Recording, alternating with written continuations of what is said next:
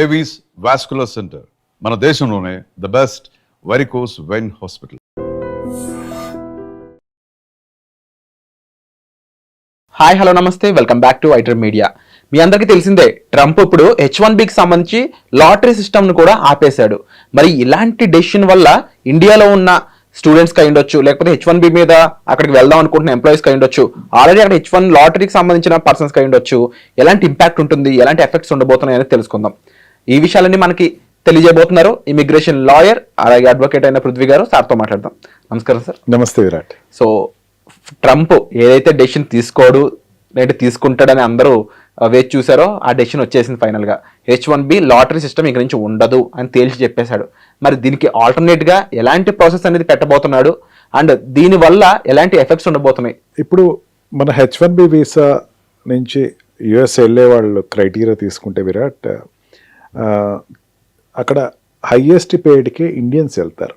చాలా మందికి తిరిగింది ఏంటంటే, మనం ఏదో నార్మల్ జాబ్స్కి వెళ్తామేమో అనుకుంటాం.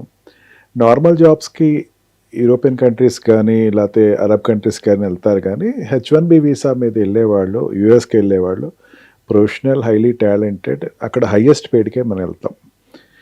దీనికి ఒక కనెక్టివ్గా చెప్పాలంటే ఇప్పుడు తీసుకున్న decision is bringing advantage rather than disadvantage. H1B వీసాని హైయెస్ట్ పెయిడ్ శాలరీ ఉన్న వాళ్ళనే తీసుకోండి, not lowest paid salary. Highest paid salary తీసుకునేటప్పుడు position, highest position and skilled persons తీసుకోండి అని చెప్పేసి అన్నారు. స్కిల్డ్ పర్సన్ అంటే ఎవరు? ఎక్స్పీరియన్స్ ఉండి ఎక్స్పీరియన్స్ హోల్డ్ చేసి అతను అక్కడ లేబర్ లైసెన్స్ అప్లై చేసేటప్పుడు ఈ వ్యక్తి నేను తీసుకుంటాం వల్ల నాకు ఎక్కువ అడ్వాంటేజ్ ఉంది, ఇతను నాకు కావాలి అని చెప్పి తీసుకునే వాళ్ళు తీసుకుంటారు. జనరల్గా యూఎస్కి వెళ్ళే వాళ్ళు ఎక్కువ మంది నాట్ ఓన్లీ మనం అనుకుంటా సాఫ్ట్వేర్ సెక్టర్ ఒకటే అనుకుంటాం. సాఫ్ట్వేర్ ఒకటే కాదు, హెల్త్ సెక్టర్ ఒకటి ఉంటుంది and science and technology sectors ఉంటుంది. ఈ అన్ని సెక్టర్స్లో కూడా ఇండియన్స్ వెళ్ళే వాళ్ళు ఎక్కువ మంది ఉంటారు. ఇప్పుడు ఓపెన్ అయ్యేటువంటి H1B వీసా అప్లికెంట్స్ కూడా వాళ్ళే ఎక్కువ మంది ఉంటారు. వాళ్ళు ఎప్పుడు ఆ ప్రాబ్లం రాదు. వాళ్ళు హైయెస్ట్ పేడ్ అక్కడ ఆపర్చునిటీ ఉంటుంది, దాన్ని బట్టి వీళ్ళు అప్లై చేసుకుంటారు, దాని ప్రకారం వెళ్తారు and they will be selected to H1B visa. అక్కడ తీసుకునేటప్పుడు ఏమవుతుందంటే, కంపారిజన్ చేసినప్పుడు ఈ హైయెస్ట్ పేడ్ శాలరీ ఇచ్చేవాడికి తీసుకుందామా లేకపోతే నెక్స్ట్ లెవెల్ వాడు తీసుకుందాం అంటే ఫస్ట్ క్రైటీరియా హైయెస్ట్ పేడ్కి ఇచ్చేస్తారు. ఫర్ ఎగ్జాంపుల్ ఒక పొజిషన్ని 1 crore rupees పర్ యానం తీసుకుంటున్నారు అనుకుందాం. ఆ 1 crore rupee కన్నా తక్కువ ఉండే పొజిషన్ ఏదైతే అవుతుందో వాళ్ళకి ఇవ్వరు. ఆ 1 paid శాలరీ వాడిని ఆ పొజిషన్ ఉన్న వాళ్ళే తీసుకుంటారు. అంటే ఒక కేటగిరీలో కన్వర్ట్ చేస్తారు ఆ పొజిషన్. అక్కడ ఉండేటువంటి మేనేజర్ సెక్టర్స్ కానీ, అక్కడ ఉండే హైయెస్ట్ టెక్నికల్ ఎక్స్పర్ట్స్ కానీ, లేకపోతే డాక్టర్స్ అయితే కనుక డాక్టర్లో హైయెస్ట్ అడుగుల సీనియర్ సర్జన్స్ కానీ, సీనియర్ MDs కానీ వీళ్ళు తీసుకునేటప్పుడు, సైంటిస్టులు తీసుకునేటప్పుడు కూడా PhD హోల్డర్స్లో కూడా నాట్ ఆర్డినరీ సైంటిస్ట్, బెస్ట్ సైంటిస్టులు తీసుకునేటప్పుడు ఇవన్నీ కూడా హైయెస్ట్ సెక్టర్స్లోనే వాళ్ళు తీసుకుంటూ జరుగుతుంది. అమెరికా ఒక రకంగా చెప్పేది ఏంటంటే, ట్రంప్ చెప్పేది ఏంటంటే, నాకు హైయెస్ట్ పేడ్ వస్తున్నారంటే టాలెంటెడ్ పర్సన్ అమెరికాకు వస్తున్నారు, ఆ టాలెంటెడ్ పర్సన్ ఏ కంట్రీ నుంచి వచ్చినా సరే నేను ఇన్వైట్ చేస్తాను, అంతేగాని నా కంట్రీకి నాన్ టాలెంటెడ్ పర్సన్స్ వచ్చేసింది వాళ్ళు నేను భారం కింద పెట్టుకోను అని చెప్పేసి తను చెప్పడం జరుగుతుంది. H1B వీసాలో అప్లై చేసేటప్పుడు ఏమవుతుందంటే, మనకి ఒక రకమైనటువంటి ఈ క్రేజ్ పెరిగిన తర్వాత ఈ మధ్యన ఏం చేశారంటే, కొన్ని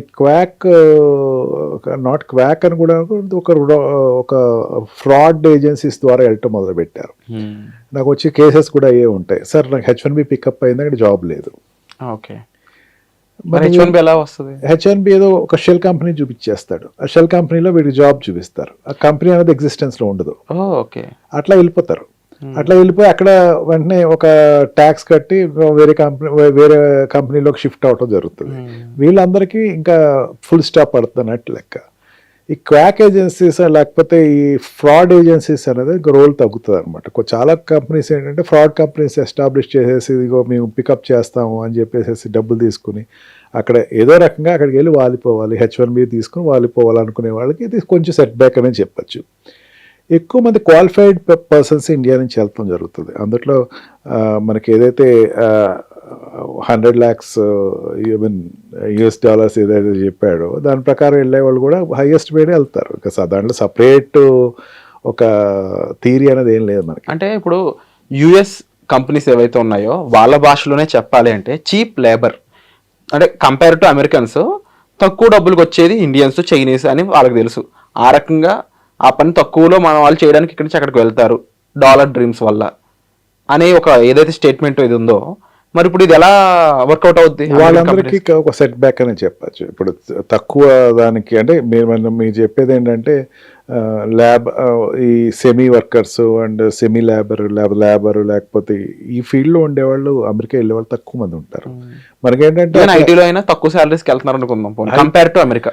ఎస్, మరి వాళ్ళ పరిస్థితి వాళ్ళకి సెట్ బ్యాక్ అని చెప్పచ్చు. ఇది నేను ఏదో రకంగా అదే చెప్పాను కదా, ఏదో రకంగా అమెరికా వెళ్ళి వాలిపోదాం, అక్కడ శాలరీ కొంచెం మనకి ఇండియాతో కంపేర్ చేస్తే ఎక్కువ ఉంటుంది.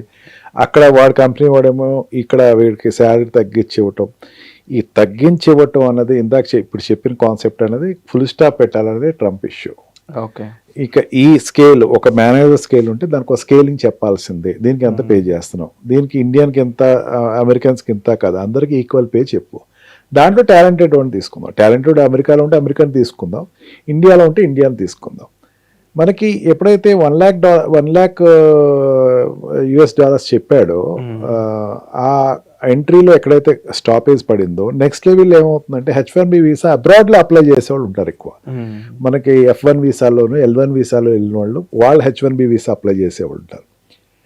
వాళ్ళకి హయ్యెస్ట్ పెయిడ్ శాలరీస్కి వాళ్ళు ఆప్ట్ చేసుకుంటారు, లోయెస్ట్ పెయిడ్కి వాళ్ళు వెళ్ళరు. మనం ఏమనుకుంటామంటే ఇక్కడ నుంచి వెళ్ళేవాళ్ళు పోర్ట్రేట్ చేస్తూ ఇక్కడికి వెళ్ళేవాళ్ళు ఆల్రెడీ ఒక స్టాపేజ్ ఇచ్చేసాడు ట్రంప్, నువ్వు ఇంత డబ్బు కడితే కానీ నువ్వు H1B వీసా అప్లై చేయొద్దు అన్నాడు. అంటే వీళ్ళకి ఆల్రెడీ స్టాపేజ్ పడింది. వీళ్ళకి ఇంకా ఈవెన్ ఫెడరల్ కోర్ట్ కూడా అది కరెక్టే అని చెప్పింది. వాడి పాలసీ వాళ్ళు తీసుకున్నారు, హోమ్ సెక్యూరిటీ వాళ్ళు తీసుకున్నారని చెప్పారు. ఇంకా మిగిలింది ఎవరు ఉన్నారంటే అక్కడ ఆల్రెడీ ఉన్నటువంటి L1 వీసా లేకపోతే F1 వీసాలోను స్టెమ్ కోర్సెస్ చేసేవాళ్ళు, స్టెమ్లో ఉండేవాళ్ళకి ఇప్పుడు ఈ పే శాలరీ ఏదైతే ఉందో దాన్ని డిస్క్రిమినేషన్ చేయటం కూడా ఆపటం జరుగుతుంది. ఇప్పుడు ఒక స్టూడెంట్ క్యాంపస్లో సెలెక్ట్ అవుతాడు విరాట్, లేకపోతే ఒక స్టూడెంట్ ఒక పొజిషన్లో సెలెక్ట్ అవుతున్నాడు. మీరు చెప్పిన ప్రకారం ఏంటంటే ఇండియనే కదా కాస్త తక్కువ శాలరీకి తీసుకుందాం అని చెప్పేసి అనుకోండి, అట్లా చెప్పడానికి అవ్వదు. ఇంకా హైయెస్ట్ పేడ్ అయితేనే వాడిని ప్లేస్ చేసుకుంటాడు, లేకపోతే అక్కడ ప్లేస్ చేసుకుంటా ఉండదు. అండ్ అలాగే ఇప్పుడు H1B లాటరీ అనేది ఇంక లేదు కాబట్టి మరి అక్కడ ఆల్రెడీ ఎవరైతే ఉన్నారో వాళ్ళ పరిస్థితి ఏంటి? నెక్స్ట్ వాళ్ళు ఎలా అంటే ఇప్పుడు హై శాలరీస్ ఉంటేనే అక్కడ ఉండగలరా, లేకపోతే ఇండియాకి వచ్చేయడమైన ఆప్షన్? అంతే, ఇంకా there is no other option. And highest పేడ్కి వాళ్ళు అప్లై చేసుకుంటారు, దాన్ని బట్టి వాళ్ళు సెలెక్ట్, వాళ్ళ స్కిల్ బట్టి టాలెంట్ బట్టి వస్తుంది. అంతే, స్కిల్డ్ పర్సన్సే విల్ గెట్ ద జాబ్. అంటే ఇంటలెక్చువల్ పీస్ విల్, మేము ఇదివరకు కూడా అనుకున్నాం ఇంకా ఆప్షన్స్ ఉన్నాయి. ఈ H1B ఒకటే కాదు, మనకి ఇంటలెక్చువల్స్ దాంట్లో లేకపోతే PhD చేసుకుని PhD ద్వారా పికప్ అయ్యే వాళ్ళు ఉన్నారు. ఈవెన్ నా క్లయింట్స్కి అయితే నేను చెప్తున్నా, PhD చేసుకోండి, పేపర్ సబ్మిట్ చేయండి, మీరు H1Bని వదిలేసేయండి, మిగతా వీసాస్ మీద కూడా కాన్సన్ట్రేట్ చేసి O1 వీసా అప్లై చేయండి, దాన్ని బట్టి కూడా మీరు వెళ్తారు. వీ హ్యావ్ ఆల్రెడీ మనం ప్రీవియస్ ఎపిసోడ్లో కూడా we have picked up case. ఇక్కడ మెడ్రాస్ నుంచి ఒక అతను O1 వీసాలో వెళ్ళినాడు. Let them get talented. నీకు జాబే కావాలని కృతనిశ్చయంతో ఉన్నవాడు ఖచ్చితంగా ఆ రూట్స్ ఎదుగుతాడు. అంతేగాని ఏదో ఫాల్తుగా నేను అక్కడికి F1 వీసాలో వెళ్ళిపోయాను నాకు జాబ్ రావాలనుకున్నాడు మాత్రం సెట్ బ్యాక్ అని చెప్పచ్చు. అండ్ మీరు చెప్పినట్టు డెఫినెట్లీ ఆల్టర్నేటివ్ ఉంది, బట్ అది కూడా ఓన్లీ స్కిల్డ్ అండ్ నిజంగా డెడికేటెడ్గా అక్కడ ఉండే వాళ్ళకి మాత్రమే తప్ప టైం పాస్ కానో లేని డబ్బుల కోసం ప్యూర్గా వెళ్ళే వాళ్ళకైతే కాదు. But end of the day చాలా విషయాలు ఇంకా కన్క్లూడ్ అవ్వాల్సి ఉంది. మరి ఆల్రెడీ అక్కడ H1 లాటరీ పెట్టుకున్న వాళ్ళు ఇప్పుడు వాళ్ళ పరిస్థితిని, వాళ్ళు ఎంతమంది ఇండియాకే వస్తారా, లేకపోతే వేరే కంట్రీస్ని ఆల్టర్నేటివ్గా చూసుకుంటారా, వాళ్ళ కంపెనీస్ హై శాలరీస్ ఇవ్వడానికి రెడీగా ఉన్నాయా, హై శాలరీస్ ఎంతమందికి ఇస్తాయి, ఇలా చాలా విషయాలు సంక్షోభానికి జరగబోతున్నాయి. మరి అమెరికాలో ఉన్న వాళ్ళ పరిస్థితి ఏ విధంగా ఉన్నా ఇక్కడ ఎవరైతే ఇప్పుడు H1 ప్లాన్ చేసుకుంటున్నారో, స్టూడెంట్స్ అక్కడ చదవాలనుకుంటున్నారో ఆల్టర్నేటివ్గా వేరే కంట్రీని చూస్ చేసుకోవాల్సిన సిచ్యువేషన్ వచ్చిందనడంలో కూడా కొంత నిజం ఉంది. మరి దీనిపై మీరేమనుకుంటున్నారు? పేరెంట్స్ చూస్తున్నారు, వాళ్ళు ఏమంటారు? కామెంట్ చేయండి తప్పకుండా. మీకు డౌట్స్ ఉంటే డౌట్స్ కూడా కామెంట్ చేయండి, లేకపోతే డిస్ప్లే అవుతున్న నెంబర్స్ కాల్ చేసి సార్ని అడిగిన డౌట్స్ క్లారిఫై చేస్తారు. దీనిపై మీకు మరిన్ని ఎపిసోడ్స్ మీ ముందుకు తీసుకొచ్చే ప్రయత్నం అయితే మేము చేస్తాం. Thank you so much for the information. Thank you. And for more videos, please subscribe to iDream. Please subscribe to iDream. Please subscribe iDream. And please subscribe to iDream. For more videos, subscribe to iDream. please like, share and subscribe to the channel. Congratulations, iDream. Subscribe to iDream. Subscribe to iDream. So subscribe to iDream Media. iDream team andarki huge congratulations. Please subscribe iDream Media. Please subscribe to iDream. Subscribe iDream. Please subscribe to iDream.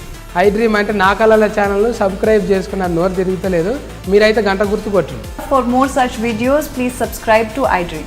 Subscribe to iDream. Please subscribe to iDream. Please subscribe iDream Media. Please do subscribe to I dream. Please subscribe to iDream Media. For best entertainment and information, please subscribe iDream. And don't forget to subscribe to iDream.